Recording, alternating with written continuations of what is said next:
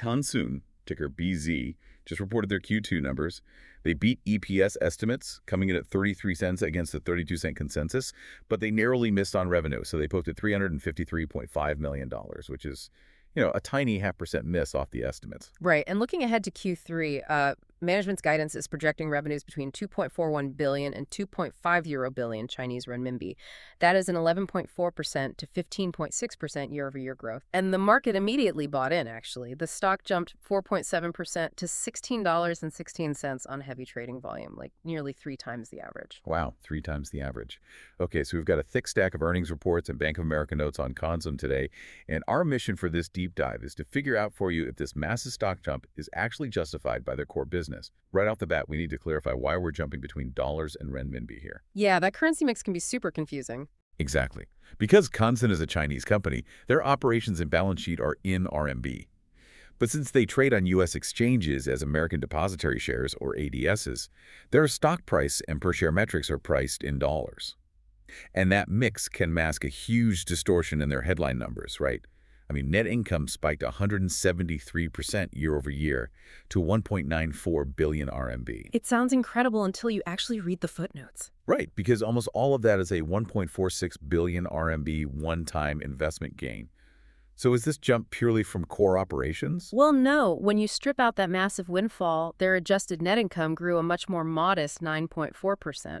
But what really caught the market's attention and drove all that trading volume is their adjusted operating margin. It hit a record 43.8%. A record 43.8%. That is serious operational leverage. It really is. They grew paid enterprise customers by 10.8% to 7.2 million. And monthly active users, they actually hit 70.2 million. Think of their platform like a digital toll road. The core infrastructure, the servers, the matching algorithms, it's all already built and paid for. Exactly. The fixed costs are completely covered. All right, so every new enterprise client they add drops almost entirely to the bottom line.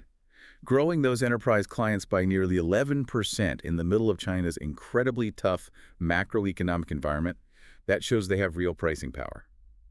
Companies just have no choice but to pay the toll to access that talent pool. They really don't. But looking at the notes from Bank of America, there is some serious friction on the other side of that marketplace. Yeah, the macro headwinds.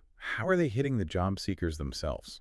It's pretty heavy. So other services, which essentially consists of the premium tools that candidates pay for to boost their resumes or their visibility, that dropped a massive 41%. Wait, 41%? That is a huge drop. Yeah, and operating cash flow also declined by 10.2%. Yeah. What we're seeing is that in a tightening labor market, job seekers are just ruthlessly cutting their discretionary spending. And that makes total sense, honestly. If hiring is slowing down across the board, paying for a resume boost feels like, well, throwing money into a void. Exactly. Why pay for visibility if no one is hiring anyway? Right.